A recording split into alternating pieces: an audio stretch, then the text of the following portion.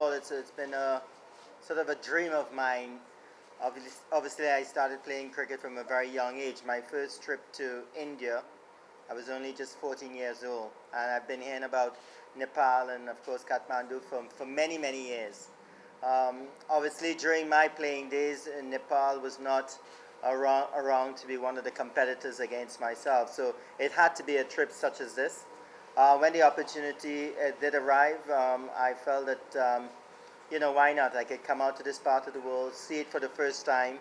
Of course, you're associate of the ICC and budding young cricketers here that I would love to meet at some point in time. So for me, it's a great trip because I can tick the box in terms of being able to come to Nepal and see the place, see the people, the hospitality, and to bring along my daughter Tyler as well to have the experience is something special. Thank you, man. And Tyler, welcome to Nepal. How you look at it, I think you got to look at it in terms of the size of the country, the ability of the players, and exactly where you are as a cricket playing nation. You're still very young as a cricket playing nation, to have international superstars come to your country to play in your NPL is something very special, and I suppose it's the start of something that's going to grow. Of course, T20 is a wonderful version of the game. You're getting a lot of new sponsors and a lot of new spectators. It's a very exciting version of the game. So for me, it's growing the sport in Nepal, growing the league, and seeing more recognized cricketers coming to your shows and making sure and participate. This is a you also wanted to be a more successful part, more successful team, part of a more successful team than having that many. But I mean, again, it relates to the records. Having so that's not the only record that you hold. You hold several many. So how does it feel to be a maestro? You know what? As a little kid, I grew up in a family of 11. I had 10 siblings, a very big family, and six bigger brothers. And it was always a dream of the family to have someone go on to play um, international cricket. I was the last boy, so I suppose I was the last effort in trying to get that sort of position in the family.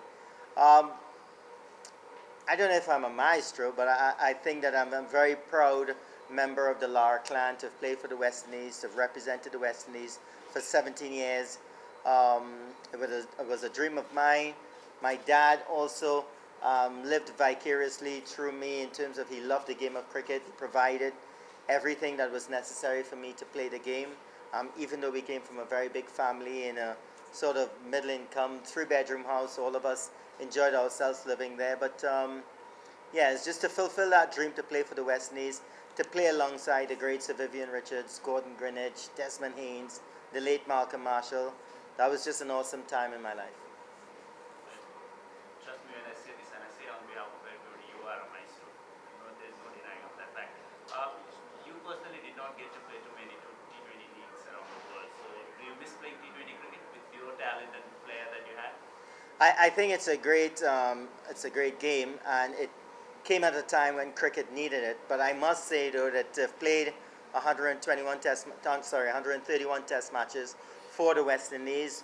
The 5-day version of the game, the Test cricket, it really tests your ability, your attrition level, and I wouldn't give that for anything else. Of course, T20 is beautiful. A lot of guys are enjoying it. The franchise cricket as well is important. But playing Test cricket for the West Indies for 17 years will remain the highlight of my career. I've got only two more, so I won't Sure. keep you for too long. I would take anything. And many legendary cricketers have described you as the toughest opponent to bowl to, including Mutaya Molidar. Who do you think the most difficult bowler of your time? Well, my nemesis, the person that got me out the most was definitely Glenn McGrath, an awesome bowler, Australian, and of course Australia toppled the West Indies in the mid 90s as the number one team in the world. But for me, the greatest fast bowler that I've seen, played against, was Wasim Akram from Pakistan. He was definitely a bowler that can make you look pretty ordinary when he's at his best. Unbelievable. In today's cricket, who are your best batter and a bowler? Your pick.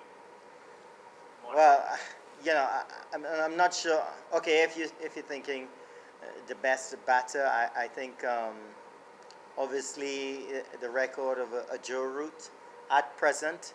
That's just going on record. But if you want to know the batter that I like the most, it would definitely be Jaswal. And the bowler that is definitely the best in the world right now is Jasprit Bumrah.